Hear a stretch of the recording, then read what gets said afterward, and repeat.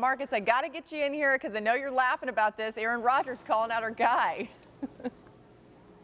I love it. I love it. First of all, that's respect. Number one, I enjoy when guys call us out because, number one, they watching. And the second thing is, you know, what you say, you got to own it. And that's what our responsibility is. I love everything about this, man. The relationships, Dan knows exactly what that tone means. We all do. But he's supposed to get called out because Aaron Rodgers has been playing really good the last 5 years. Okay, well, let's talk about Aaron Rodgers. I don't know where you got that from. I can't even jump in. I don't know where you got that from. Well, it's fine. We're going to let you – hey, listen, we'll let you have your own Aaron Rodgers and Packers take right now. What do you think about their offense? And they have outperformed what a lot of people thought they would, even though it was just 1 week and one game. I always thought that they were fine with the receivers. I looked at the receivers the way they played a year ago, and when they were healthy, they did service. I mean, they went to the NFC Championship game. Yes, they struggled, but they did go to the NFC Championship game. They were 13-3. I don't know what the big fuss was about. And then it becomes they selected Jordan Love. Aaron Rodgers' days are numbered.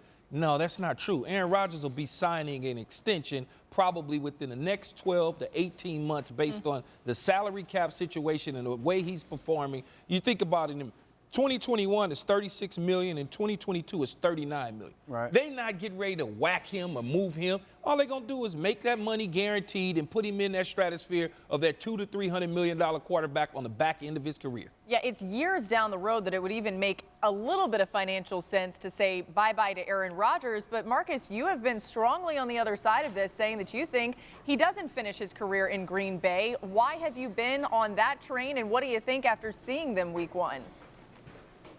Because I wasn't worried about what the Green Bay Packers wanted to do from a money standpoint. I based a lot of that off of Aaron Rodgers' reaction when Jordan Love was drafted. When he was drafted, he was not happy. He said he was shocked. He thought they should go another direction. And I'm not trying to put words in his mouth, but him saying he was shocked, I automatically thought that they would provide weapons is what came to his mind for him to go further. They took his point, and what I've been saying, they went to the NFC Championship. What was the one piece that could have taken them over? I know damn well it wasn't a backup quarterback. So I based all of that in the fact that Aaron Rodgers didn't believe that the Green Bay Packers made this particular move in the draft to help them get past an NFC Championship, let alone going forward in the future. But based on this, and look, this was a part of the conversation too.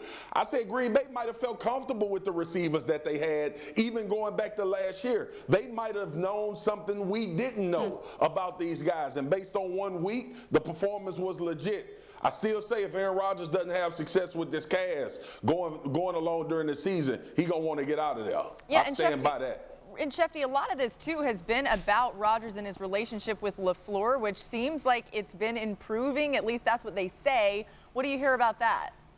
I don't think that that's an issue, Laura. I think that those guys get along pretty well. I think Matt LaFleur, frankly, was surprised to see the pick in the draft. I think that these guys like each other, respect each other, get along well with each other. I don't think Aaron Rodgers' issue was with the coaching staff when that first-round pick was made. I think it was more with the front office than it was the coaching staff at that time. And look, he came out last week and it looked like the front office staff knew more than we did about those receivers, with Valdez-Scantling making plays, Allen Lazard making plays, the other wide receivers that have been questioned in the past stepping up and making big-time plays against the Vikings on Sunday. Yeah, Schefter, you bring up those young receivers like everybody has. And listen, I'm going to shoot you straight, guys. Like, they could have hung a 50-burger on Minnesota if not for 2 more drops.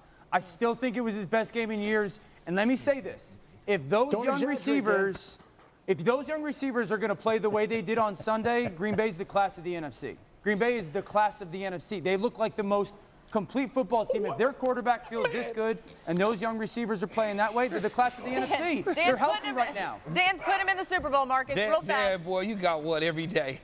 They're the class of the NFC.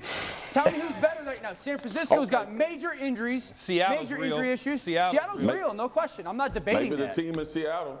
Yeah. All right. Marcus picked that team in Seattle to be in the Super Bowl, so that's why he says that, too. Thank you for watching ESPN on YouTube. For live streaming sports and premium content, subscribe to ESPN+.